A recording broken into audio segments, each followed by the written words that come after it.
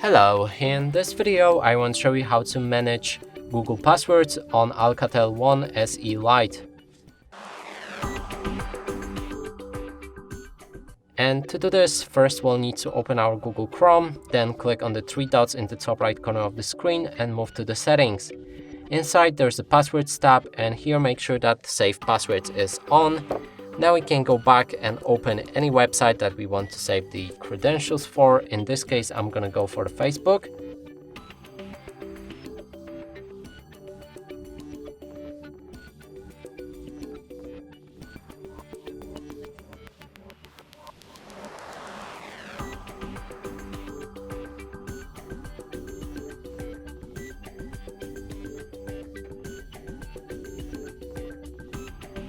And when we click on login, there's this pop-up and we can save the password in that list. So let's go back to the password manager the same way.